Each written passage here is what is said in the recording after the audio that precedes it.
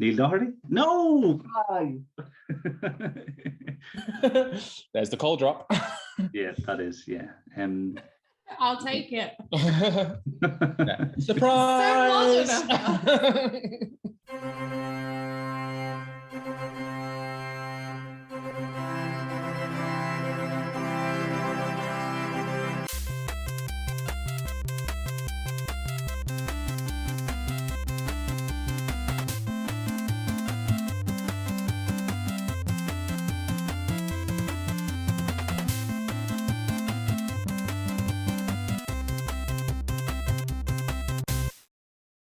Welcome to Thinking Deeply About Primary Education, the podcast that makes time and space to think about pedagogy, teaching and learning, professional development, anything of interest to time poor but enthusiasm-rich primary teachers. Now, this week, we have a very special episode because two of the people who have been central to making TDaPE possible, to its continued success and the fact that it's still going after 5 or 6 years, are getting married this weekend. And so you probably tell my voice, this is a no camera intro because I'm a bit fragile because I was celebrating with these people. And we're going to celebrate with them on Saturday as well. And so I thought, why not dedicate an episode to the happy couple? And so we've got some words of celebration, some really beautiful thoughts shared by people who know Shannen and Neil both professionally and personally. And then we've got the very first question that they both answered and the very last question, but obviously not the very last ever, but the last question before they got married that they answered as a special. So if you want to skip to the questions, there's probably about 5 minutes of messages, and then we've got the questions. So for those who've listened before, blast from the past, and for those who are new to it, maybe some episodes you want to check out. But like I said, Shannen and Neil gave the podcast a chance. They didn't have to. Me and Lloyd recorded the first episode as a trial. I shared it with Neil, I shared it with Shannen, and they could not have been more supportive, and that's just generally their vibe. And you'll get that from the messages, is that they are extremely kind, generous with their time and their thoughts. They keep me intellectually honest, they keep me personally honest, and make me want to be the best version of myself. And so when they moved to Kent to be closer to us, one of the best things that's ever happened, because now we get to see each other on a regular basis. And normally seeing Neil on a Tuesday night when we're climbing up some several 100-meter hill on our virtual bike rides. But I hope you guys have a fantastic celebration on Saturday. All the love in the world from everyone at TDaPE. And for everyone else, if you want to share your kind words, do, because I think their contribution to education, it just can't be overstated, really. So without further ado, let's spend some time celebrating Shannen and Neil Doherty Almond Doherty. I've forgotten which way you put your names now, but all the very best. Without further ado. Hello, this is Adam coming to you. Well, I was going to say live, not live, per recording from Lowestoft to talk about Shannen and Neil, who are two of the most intensely generous, sensible, pleasant people I've had the pleasure to meet, not just sort of in teaching, but in my life generally.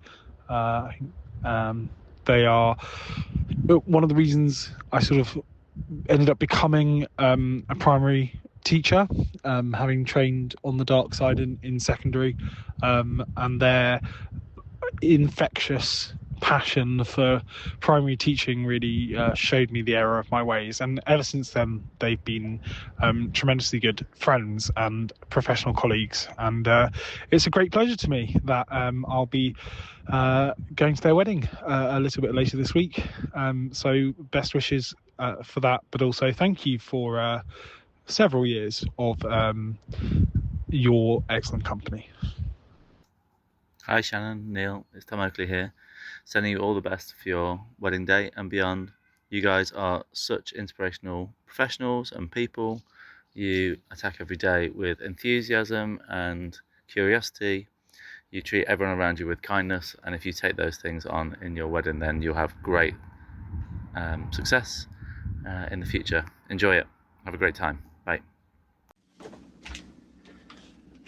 Shannon and Neil are a wonderful pair. They are, I'd say, important to the education community. Their contributions, they are earnest, honest, and like Neil in the AI sphere and all the work he's done around handwriting, reading, quite prolific and quite important, I would say. And likewise, Shannon and her contributions to mathematics and her experiences as deputy head teacher. I think just both of them have a lot to give. And on a personal level, they're some of my best friends. And I'm very proud to know them. And many congratulations. Love to you both. I've had the pleasure of knowing both Shannon and Neil since 2020, when they were part of a small group of new friends that helped keep me sane during lockdown. In the 6 years that I've known them, I've come to recognise just how special they both are. On a professional level, you will not find two educators with greater curiosity, conscientiousness, intelligence and integrity. If I ever feel despondent about the challenges of the education system, I remind myself that there is always hope when people like Shannon and Neil continue to devote their considerable capabilities to improving the lives of young people. On a personal level, both Shannon and Neil are thoughtful, funny, generous, and fiercely loyal. I hope that everyone has people in their lives who are as supportive as they have been to me. I feel privileged to have learned so much from them on a dizzying breadth of subjects, from primary maths to school leadership, from curriculum development to the impact of AI on education. Above all, though, I feel privileged to be able to call Shannon and Neil my friends. I'm delighted beyond words that they've found each other, and I wish them nothing but joy for the future that they will share. For Neil and Shannon, two teachers, two thinkers, two voices we hear, on podcasts at conferences both far and near, whose passion for learning and generous support have helped shape a profession through action and thought. Neil looking forward, exploring what's next, helping teachers navigate AI's changing context. Through newsletters, books, podcast debate, bringing insightful reflection on education's state. Shannon to mathematics brings clarity and light, supporting teachers and learners through her helpful insights. Her books and presentations she generously shares, enriching the profession with thoughtfulness and care. Through TDaPE conferences and research ed sessions, your talks and presentations have left an impression. You've challenged, inspired, and generously shared, supporting our profession to be informed and prepared. Yet today is not about podcasts or the stages you've graced, nor the professional journeys you've both so embraced. Today is about love and beginning anew, and a partnership founded on friendship and truth. Congratulations both from your friends here in Wales. We're sending cwtches and cariad as you write your new tales of joy and adventure and friendship you treasure. May your greatest chapter be the one you write together. So let's go into the classroom then. What would the 4 most prominent features of a Shannen lesson be? Well, what I will say as like a disclaimer before I start this is that I've listened to the other interviews and everyone has taken my answers. And I had, when we heard the first one and we heard Lloyd's podcast and, that's a question that you're going to ask. I started to tick ideas over in my head and think, what would my 4 be? And I had a long list, and one by one, they've all been taken, which I think is probably what happens when you come so late and you're at the end. So, there are things that would be on my list. I've tried not to copy too much, but I am also aware that we all do similar things. And probably that's for the best, that we all do a similar thing and we all see those as like good practice.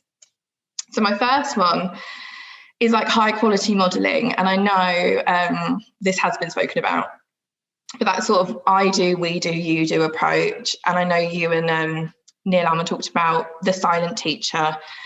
And I think that's just so important, you know, doing whatever you're doing and showing them that, hey, you can actually be fluent at this. And you know, often with mine, if it's some sort of procedure, you know, I'll show them me doing it at my speed that I'm doing it. And I'll be like, this will be you. You just need to follow what I'm doing, you know, and I'll show them at speed and then I'll slow right down and they will start to see what I'm doing. And I'm not talking, I'm not expecting them to listen to what I'm saying and watch what I'm doing, because that's hard. People don't tend to do that very well, particularly not children.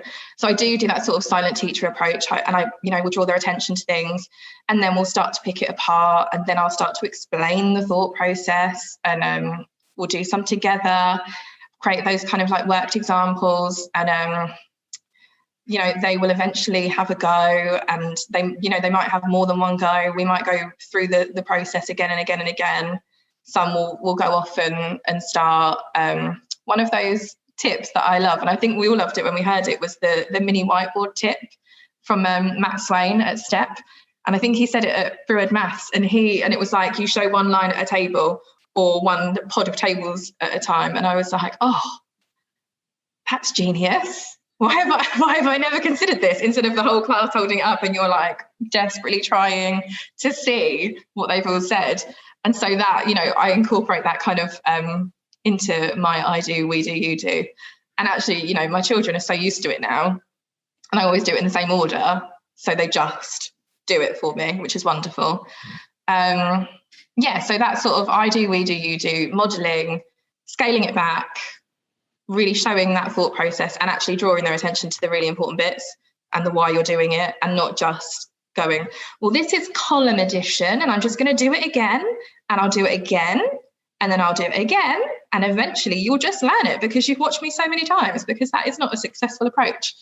And I think we need more of this sort of really broken down modelling. And I work with a teacher she's here from Canada, and she's lovely, Natalie, and she's, you know, early in her career.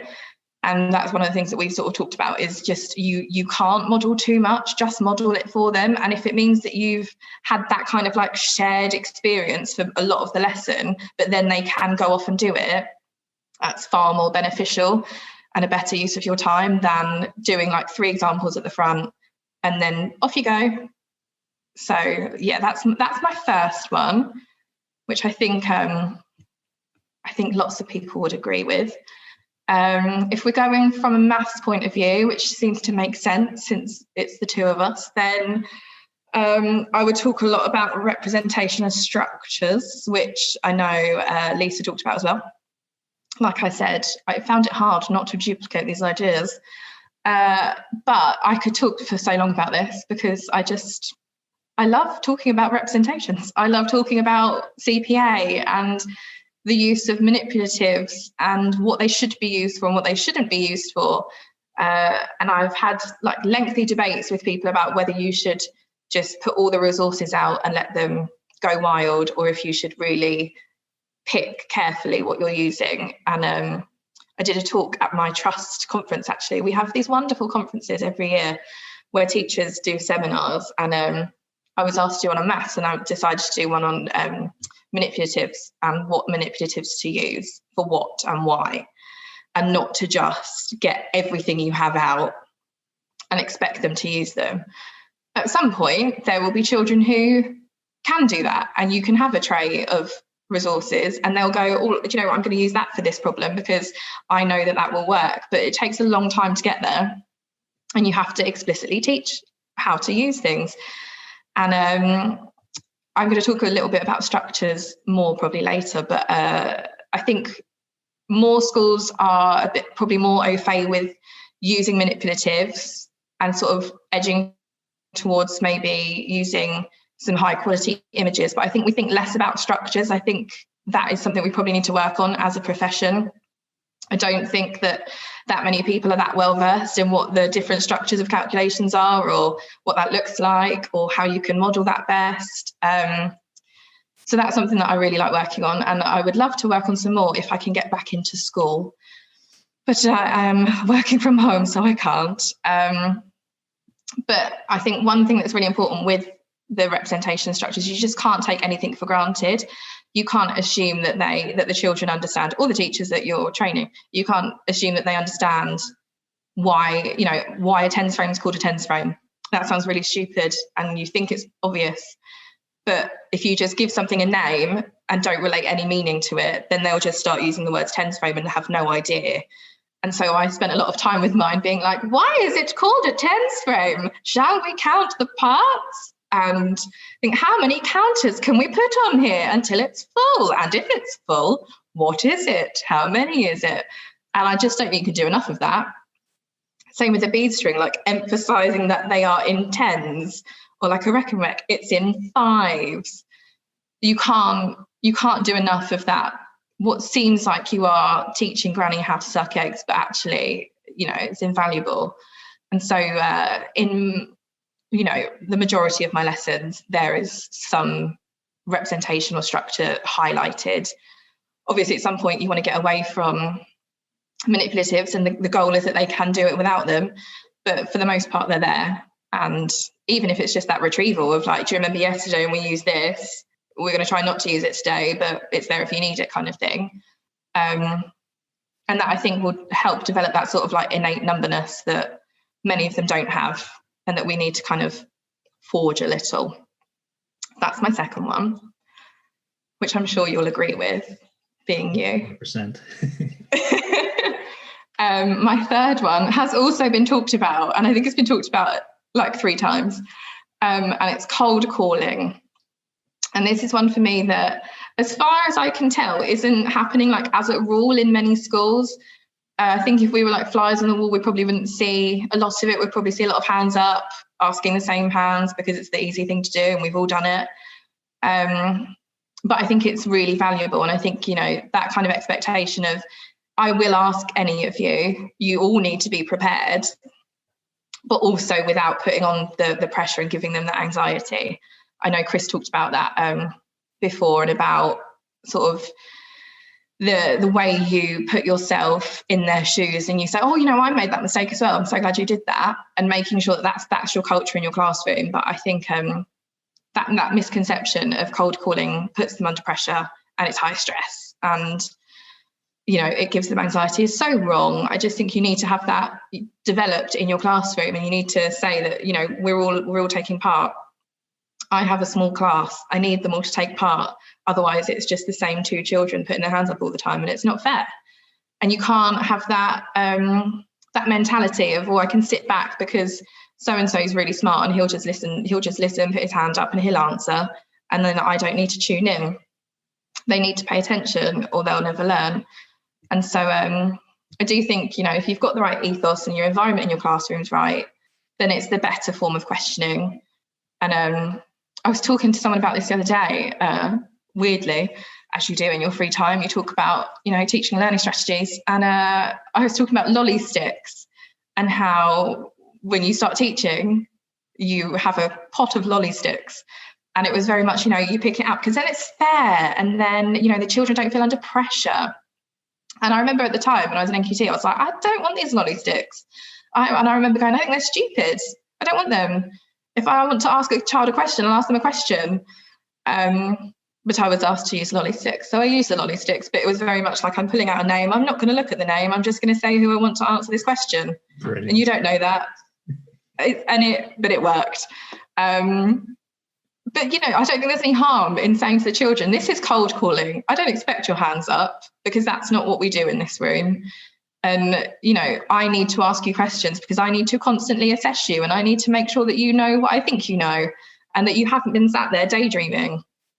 So I think it's a huge one for me, and it just helps you see like who is on board and who is on a different planet. And, that constant assessment needs to be part and parcel of your teaching.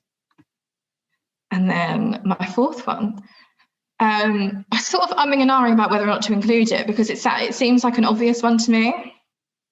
But I think if you talk to some people, it's not still. I think we have this bubble of Twitter and conferences and our friendship groups, and we assume that everyone is the same as us. So my fourth one is live feedback and, in the moment marking. So like I said earlier, my first school, Lancelot, we introduced no written feedback at the start of my NQT plus 1 year. And I remember at the time kind of being like, it sounds great. I don't have to sit and do deep marking and expect the children to respond. It was like, okay, miss, thank you. And then you'd have to respond to that. Like, you're welcome. That ridiculous conversation you used to have in books. And we used to, I hope that no one minds me having a moan about this, but we used to skip a page in our English books purely for marking. I'm sure other schools have done this as well, but they would write on one side and then we'd write on like the nice fresh page side with the thick paper, and we'd highlight, and then we'd put a bit of that highlighter in the margin on the next page and then write what they needed to do. And that is just a madness when I think back to it. Firstly, the cost of books. Like, who has the money to only write on half of your book? That is just insane to me.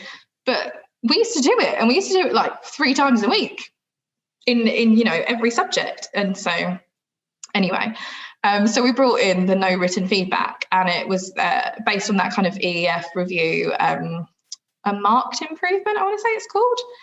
And that was sort of my first insight into educational research, and sort of going, oh, so people do research and then they produce these papers and then we read them and then we put them into practice. This is wonderful, being the nerd that I am. And so I remember, we were told about it in a staff meeting and we were given the reference on the PowerPoint, and I went off and I was like, well, I'll go and Google this and I'll read it. And I did. And I remember being like, well, this makes sense. I know I'm only 2 years into this, but this is smart thinking. And so, like I said earlier, I have a small class. And so getting around them all is quite easy. And it's rare now that I don't have that time to pick up on someone who isn't getting it, because I'm around and I can see where they've gone way wrong. Obviously, you still get some children who are copying each other, which is a pain in the bum. But for the most part, I can see, if it's a genuine like slip or error and they've just written the wrong number, or they just miscounted once, or if there is like a deeper misconception that I haven't picked up on during my teaching, we deal with it there and then. And my TA is wonderful, and she does the same that I do. If we might have to sit and work with a couple of children at a time, but generally we can circulate the room and go, oh, you've done this, and start, ticking, because there is still that expectation that work is ticked currently, and which I'm not that fussed on, but that's neither here nor there. So it gets dealt with in the moment, and that feedback is there and then, and that we don't sit on it for a night. They don't have to come back to it the next day and go, I've got no idea what this is relating to. And so it's sort of like a no man is left behind ethos in our classrooms, because we expect it to be dealt with as much as possible in the lesson. And if it isn't doable, then it's a same day intervention, because you've been doing your live feedback and you're in the moment marking. So I think it's an important one for me. So that is my fourth one. But what I will say is that I was also tempted to include retrieval and multiple choice questions, which I think I'm sure we would have had a wonderful conversation about, and also the explicit teaching of language, but I chose not to. I chose to go with those 4. It was very hard. So in terms of in the classroom, what are the 4 most prominent features of a Mr. Almond lesson? And I know that actually you've got quite a big interest in reading, phonics and mathematics and the rest, the sort of wider curriculum. So you could choose to interpret this in different ways. Yeah, this was I think that's one of the annoying things about my personality, is that I want to be an expert on everything, and I can get quite attached quite quickly to things that I never thought I'd have much interest in. Like, the reason I've never taught in Key Stage 1 or early years, so I shouldn't really have as much passion for phonics teaching as I do. But I just remember I was going into a class in one of our schools. It was a year 3, and their phonics was dire, and they just could not decode. And so my job, my role was to then, right, okay, so what can I give this teacher? And it wasn't the teacher's fault. She was brand new. This year group had a really rough year. I think they had a new teacher pretty much every term for year 1 and year 2. And so this teacher that I happened to be with at the time was like, what do I do with them? And by year 2, we're at that point now where we're not learning to read, we're reading to learn at that point, and these kids were far from ready from it. So I went back and I just tried to digest everything that I could about it. And it started off this, I like to think, a bit of friendly competition between me and Chris about reading, and but I'll say it's the way I think I've gone about this, given your background and everything. I've gone for a maths lesson and thinking about what was in a Mr. Almond maths lesson, because I think, again, one of the dangers I think we have is to try to codify things too simply. And that's what some things aren't appropriate for a maths lesson that would be appropriate for, if we get to this kind of tick sheet behavior, then that's when the lethal mutations kick in and everything like that. And someone comes to me and says, well, I tried to do that in a history lesson and it didn't work. Well, it doesn't work in a history lesson. So this would be prominent features of a maths lesson. Rightly or wrongly, I'll always start my lesson off with a bit of retrieval. I know you get some teachers who say, well, when is the best place for retrieval? Does it have to happen at the beginning of the lesson? I don't think it does have to happen, but I tend to put it there for reasons of, it's just a settling down. I was reading Pepys's motivation book, and that idea, and I think, again, the common message at university was motivation breeds academic success, whereas his book is very much, no, you get that kind of motivation from having that success first. So knowing who I had when I was in the classroom, the first kind of 2 or 3 questions, quite straightforward, quite simple, so that kids were, again, coming in, and those first 2 minutes of that lesson were, I'm being successful right now. So deliberately kind of planned that way. Within that starter, towards the end, I'll also have some pre-test multiple choice questions on the content that I'm about to teach them, which some people think, well, why on earth are you giving them questions that they're not going to know? The reason for that is because we're starting to see some research that kind of suggests the power of pre-testing children with multiple choice questions. So this idea that we're cognitively preparing them for what's about to come, and that's going to increase the engagement and how much they learn. I don't know if you're at the point where you're doing show notes, but I can gladly send you the paper and they can go in the show notes. And I find that kind of interesting, because at the end of the day, it's something that doesn't take, even if the benefits are minute, it's not something that will take a lot of teacher time. So therefore, it's something that I think teachers can do and probably should do. That's going back to the ideas of Hattie's visible learning, where Hattie would say, he's only going to focus on those things over 0.4 of an effect size, whereas William was saying, well, actually, I'd be doing all those little things that are worth a little bit, because they will build up really quickly for not much time or effort either. So I've liked that kind of thinking about it. Second kind of feature is definitely the I, we, you kind of way that we model things. I'm a big proponent of silent teacher. So this idea that, if the listeners aren't aware, because of the way working memory is structured with the phonological loop, if we're narrating over our instruction, that will kind of conflict with students' internal monologue about what's happening and what's going on here. So I'd always kind of model 3 examples. That first example, done completely silent, done at about half the pace of what it would normally take me to actually work it out. The reason for that is kind of demonstrating to children this is something that you can be fluent in. It's cognitively demanding to begin with, but there is an end point and it kind of looks like this. The second model would be still silent, but what I'd be doing is drawing children's attention to various things. So I recently retweeted the blog I wrote about how I used to structure my maths lessons. And my thinking's come a little way on since then.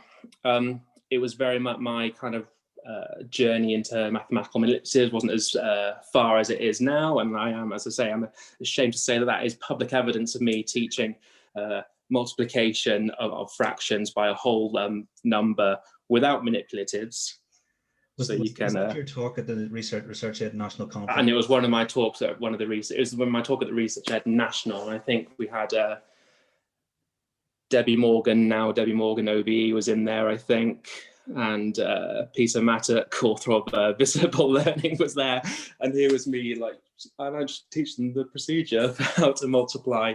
But I think that just, shows even people at Research Ed, we're still learning, we're still on this journey. We're not saying we have we have all the answers and we've finished. We're still learning, and I think the principles of what I was saying would still hold true with manipulatives or not.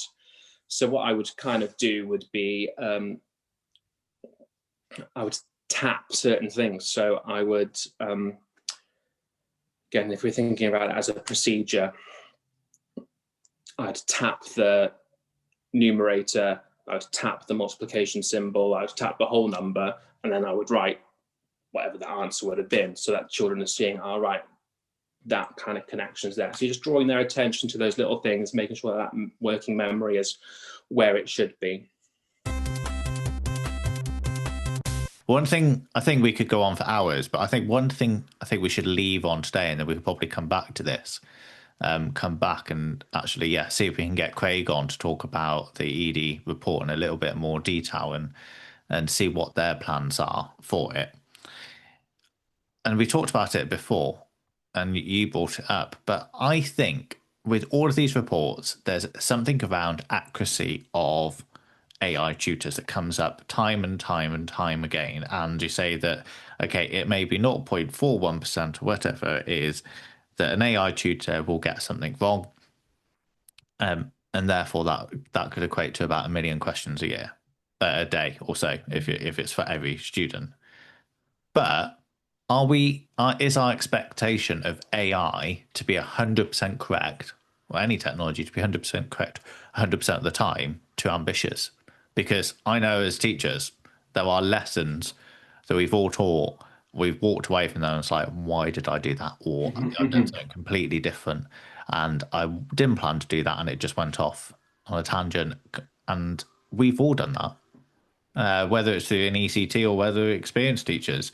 Yeah. So are we holding AI to this pedestal where actually it will never reach to our expectations? And it's probably a better way to think about, okay, how can we integrate this into what we're doing already?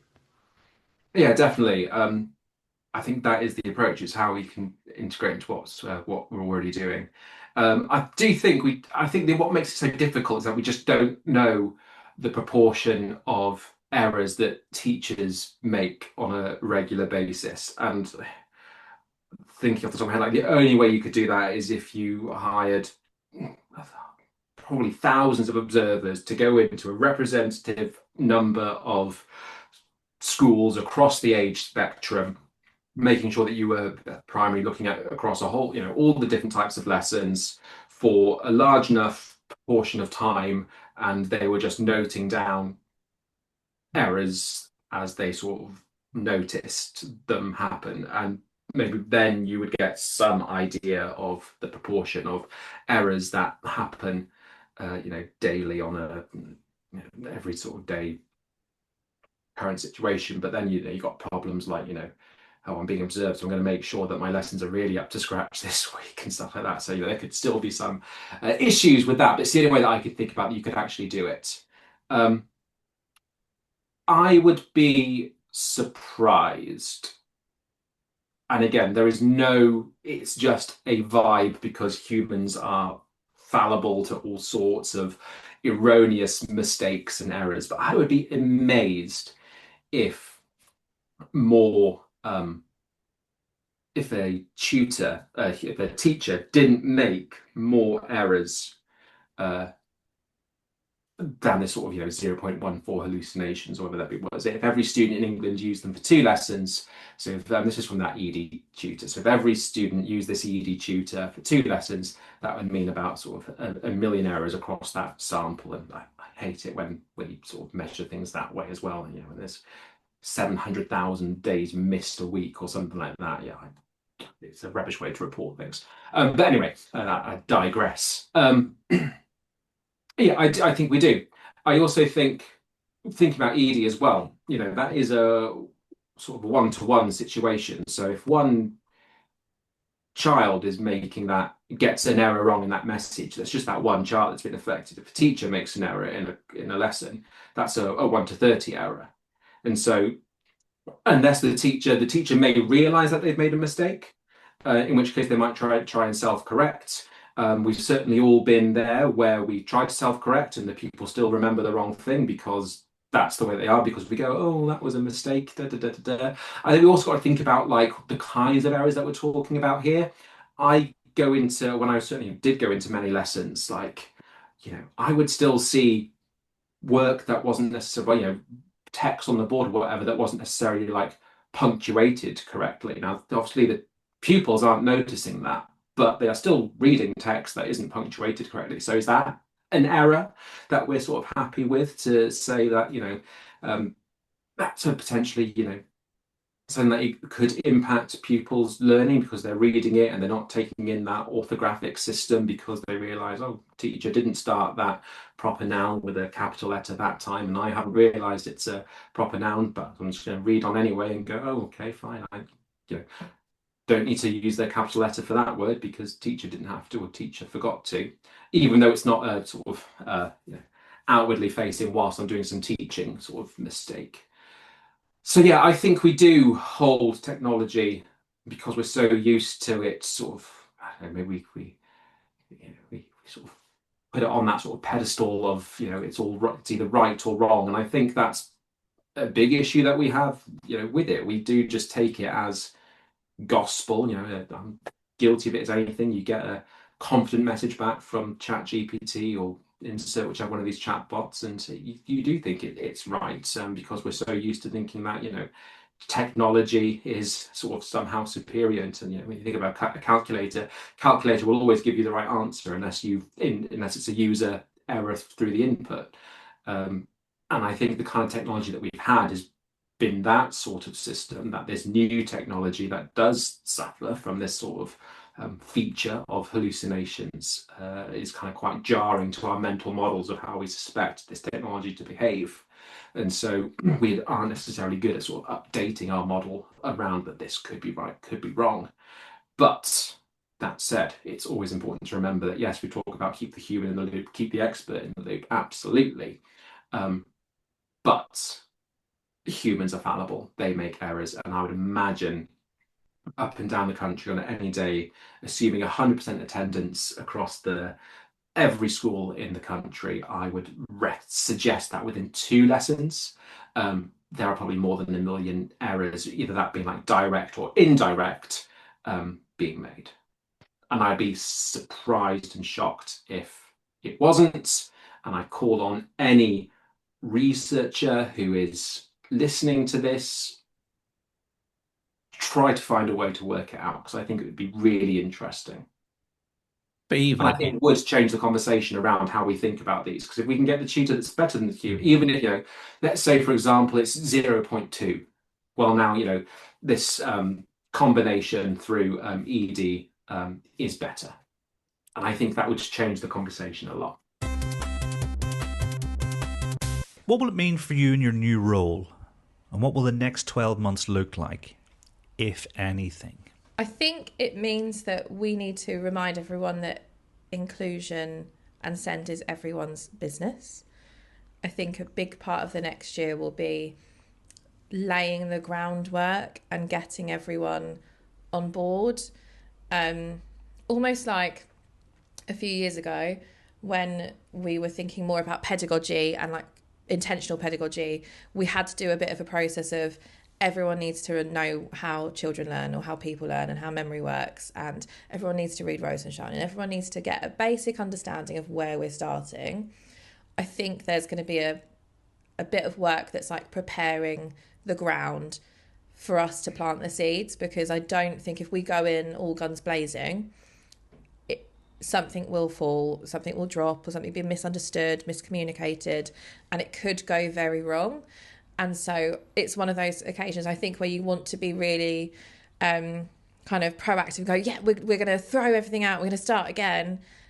And you just need to take a step, I think, and go, hold on, what's the first step here? And it probably is going, everyone read this, let's understand it, let's talk about it at length, rather than going, this is how we do things now, because you'll lose people along the way. So I think I want to say we'll be doing loads of exciting things with it, but I think we have to shift everyone's understanding first and foremost.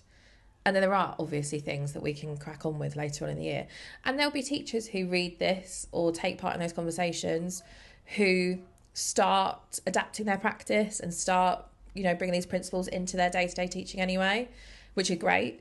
But I think if you're thinking school-wide, trust-wide, there's a lot of work to be done on getting everyone on board initially. I don't know what you think.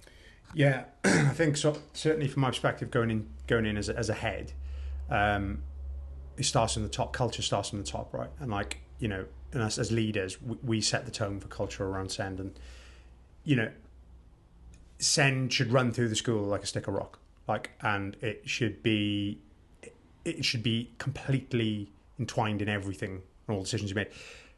Senkos, our senior leaders, should sit around SLT tables. They don't in all schools. There are some schools where they're not, which I can't quite understand myself, because how integral they are to ensuring that, like you say, that early identification processing. For our local context, the challenges around funding for us, there's a significant shift in Kent at the moment where, similar to, I think it's Bradford, have the same model, like the communities, localities model, where funding is distributed by small clusters of schools. It's all new to Kent, and it's rocky. We've had, historically Kent has had a difficult time with SEND, particularly compared to other local authorities as well. So the landscape's really challenging, and the DfE were involved last year in terms of supporting the county.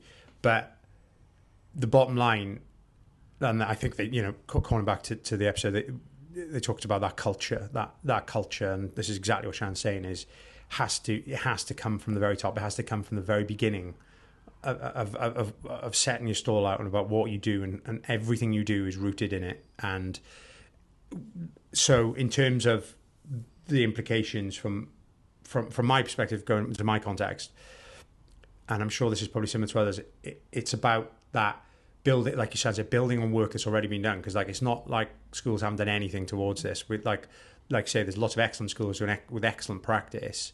You need to look at Ockmat and Cassie and the work they do across trust level with SEND is astonishing, and the stuff she's put out in their blogs lately has been incredible, and the way they work, brilliant, really inspiring. So it's about how you champion it, and you make sure that you do everything you can to ensure that the professional learning of staff, the CPD, is again long and thin around SEND, is continually revisited. It's not just, we've done adaptive teaching for a term, so we'll pick that back up next year. It's got to be drip fed across all the time. It's got to be talked about at pupil progress meetings. It's got to be talked about at briefings. It's got to be part of it, what everybody does. And I think one thing I will say, which is really a really useful thing for Kent, is Kent produced something called the Mainstream Core Standards, which is, and I have mentioned it before on the podcast, but like I'll call back to it because it's actually an excellent document. It's actually a really excellent document that not many other local authorities have, and I will say Kent have done a great job with that in terms of codifying what universal access looks like for children and what everyone should have. Like, all right, it's not perfect. There'll be things in there that you could probably argue about, but as a rule of thumb, that document, if you follow that document and you take into account what it says, you'll be doing a good job for your children. And I feel like it's about constantly coming back to that document and referring to practice and auditing your practice all the time, because we know what it's like. It's that constant drip, check, coaching, how we make sure that people are still, working on those principles all the time in their teaching. So for me, yeah, coming back to that document probably, whilst also acknowledging the work that's already been done and rooting the school in the culture of SEND and the culture of high expectation and inclusive teaching for all, and making sure that everybody has access to the right intervention, not the intervention that's been stipulated because someone wants to see something. Like you said, it's a really good point. I think also, I think you said making sure that people understand that inclusive teaching is for everyone, and that's kind of the root of what we're doing, and understanding that it will benefit all pupils. Inclusive teaching benefits all pupils. It's not about saying and I hate that I'm using this phrase, but I think it's a phrase that some people will be using, that you're almost dumbing down your teaching. But it's not that. And I think there'll be people who go, but if we do that, what about these children? And I've worked in schools where teachers have sort of gone, well, if I focus on this end, what about my tops?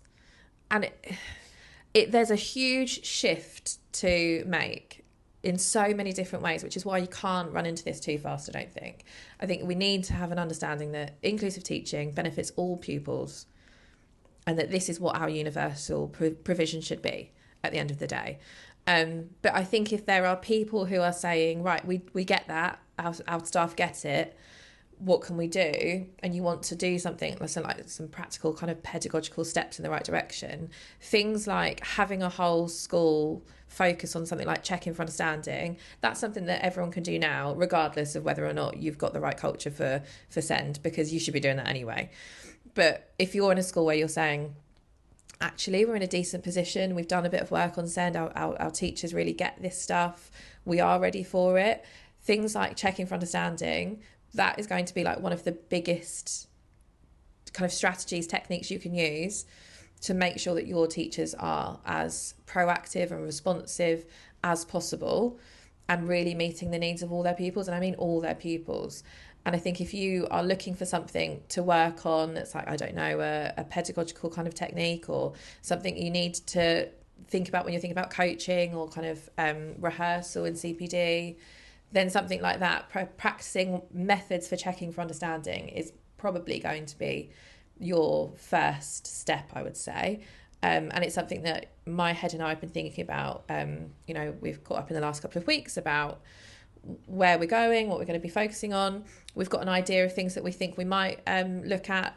Checking for understanding was up there at the top of the list, and we are going to go around, and I'm new to the school, so I need to understand what everyone is like, and I need to get kind of that understanding of what the kind of teaching and learning culture is like and the practice is like. But spending your time thinking about something like checking for understanding is never going to be a bad thing. So if you are either in a school where you've got the understanding sorted, or you're in a school where someone is saying to you, you need to be teaching teachers how to do something, that's, I think, your first port of call. That is something that you could work on in the next year without kind of interrupting the sensible implementation of this paper. Yeah, it's so high leverage, because even if it's the only thing you're doing really well, having routines in place and systems in place for taking in as much information as possible and then acting on that information is already more effective than most, certainly if I think about myself, first 5 odd years of my career, more effective than that person. you know. And it's normally, whenever I'm working with schools, normally the first thing we do is we put these systems in place. Okay, here's a routine. If you do this routine, then you can flourish as a teacher. And the fact that it builds into this model that the paper sort of suggests, and, you know, I think makes total sense. So I think it's I like the idea of prudence. I think it's different as a deputy, because your head teacher has done almost the sit back and look, and then you've got that sort of slip road into let's make change. Whereas you've been obviously doing days, but you may have a little bit of watching to do. I don't know. Is that the reality that you're going into, or do you think you've got a handle on things that are happening? No, you're absolutely right. There's definitely a degree for me of just kind of observing and kind of getting a feel for practice and where we're at as a school. I know that Tiger have done a lot of work this year on adaptive teaching, which is great, because like we said there, that's, you know, that work's already been laid down. But I think, you know, getting a feel for the temperature of your staff and how they feel about and kind of what their views are on SEND, and we spoke about this previously, Shannen and I, in terms of it's elephant in the room, right? But like in terms of how there is some legacy thinking out there, some hangover thinking of days past where if a child has a certain amount of complex need, well then, and if they have been assigned a one-to-one, for example, through high needs funding or whatever it is, then that's what happens. They scream. No. If they have been, you know, assigned a one-to-one, then there's a you know, and I've certainly experienced this in my career. In my opinion, there have been certain teachers that have just disengaged and have gone, well, that's the Senko's problem. It's not my problem, and or they've doubled down into some like mad version of differentiation, which is so far from anything, and like Peps and Jen talking about, was so like diluted from, and Chris talked about as well. It's diluted from actually what is addressing the problem that they're like learning to read and early reading and early maths acquisition and stuff.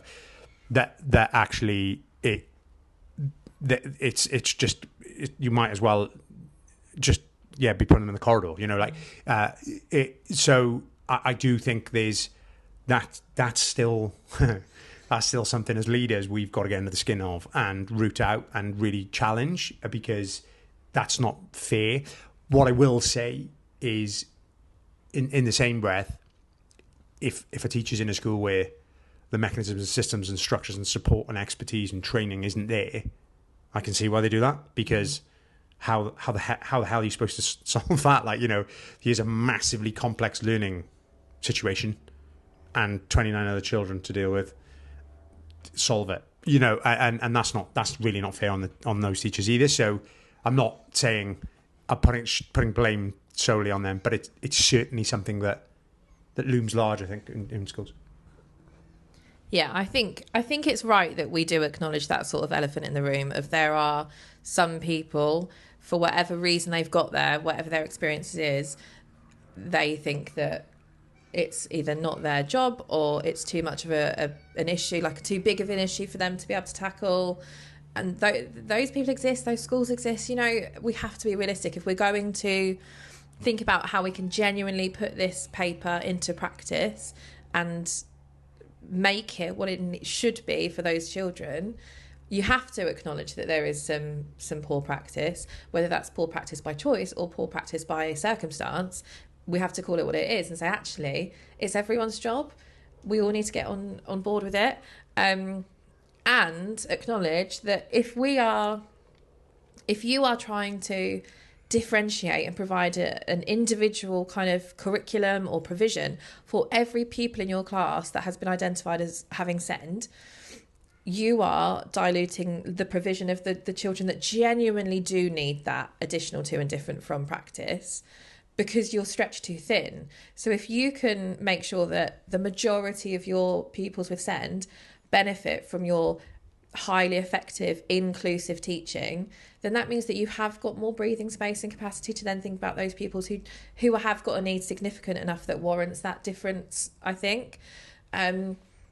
But it's a hard conversation to have, and it's a hard conversation to why does that child get something when this child doesn't, and there's parental pressures, and there's pressures from everywhere, and there's people from external agencies coming in saying this child needs XYZ, or they might have a report from an EP that says they'd benefit from this, or a child with an EHCP might have something recommended that you are bending over backwards to try and provide, but isn't actually practically realistic for your school. And you could do something else just as beneficial, if not more so. It's really tough and it's really complex. And there is a reason that we haven't cracked it as a profession yet, because it is tough. But I do think this is the first step in that, is acknowledging that inclusive teaching is universally beneficial to all pupils. And it doesn't need to be lots and lots of different practice and provision. You can impact the learning of every child by doing really good teaching, which might look a certain way, might have certain elements to it, you might be using certain strategies, but if it's benefiting everyone, then you just need to crack on, don't you? We're a profession that presumably cares deeply about children's learning and about their futures. That's why I'm assuming most of us got into the job, not just for holidays, not for the pay. We got into it because we want to make a difference, and if this is the right step, is a step in the right direction. We need to just get on with it and have those hard conversations, acknowledge the kind of elephants in the room, and then move forward. Yeah, I went to visit Liv Dempsey in Farnborough, and I think my interpretation of her first year in headship is that she has essentially addressed legacy thinking with regards to SEND behaviour and really laid the foundations for success. So I said, I really wanted to chat with her about what she did over that first year, because I think her experience over the last year, if you guys are looking for someone who has been through that recently in a new role, someone to go to, because like I said, the more examples we have of that, the better equipped I think we'll be. Yeah, I think just to speak on that briefly, I think undoing that legacy thinking when you are new somewhere is a lot easier, and we're both coming into new places, so we are that kind of fresh pair of eyes, and kind of we can shake things up a bit more. If you are somewhere where you as a leader have led people down that path and you're now going, that's not the right thing, I shouldn't have done that, I think it's really hard to undo it when you're in that place. And I've certainly worked in schools where there's been kind of that culture of the SEND children, kind of, you've got that box on your planning format, which hopefully no one has anymore, but certainly did when I started teaching. Well, what will my SENDs do? What will the SENDs do? Because they're clearly one homogenous blob. And that's what people are facing in some schools at the moment. And if you're a leader who's read this paper or listening to these podcast episodes and you're going, yeah, no, that's not the right thing, we do need to change the way we're doing it, it's quite hard for you to hold your hands up and say, we got this wrong and we need to work on this. And then even harder if you're a teacher in a school where your leaders aren't kind of in line with what this paper suggests and you're trying to fight that battle. That's really tough. And I've certainly been one of a few teachers in a school where I've been saying, I don't think we should be just calling them the SENDs, and I don't think we should be kind of referring to them like that. And it's really hard. And I think it's important that we acknowledge that as well, because we're talking about this in action and in practice. So we have to acknowledge that there are real challenges ahead for anyone who wants to do this well. We were all reminiscent about the time when you had to have the pupil characteristics on their desk so that inspectors could see. And someone said that they've seen that happening recently. So I reckon it's, and I don't think it's people who are listening to podcasts about education who are leading schools where that stuff is prevalent, but, it's 2003 in lots of places still. We definitely live in a bubble, and that bubble just gets smaller and smaller with the sort of reduction in social media options, so it's I think that's a very, very important point, Shannon, because the labels we use, the way we describe situations, I think that's almost like the first step to acknowledging that we need to do things differently, and almost like a constant reminder, that this is something, should always be on our minds. Hello, Kieran. Hiya. Okay. Here is our TDaPE Christmas Day extravaganza. Are we finished the other sentences? You can edit us separately if you want, or you can keep us together. It's up to you.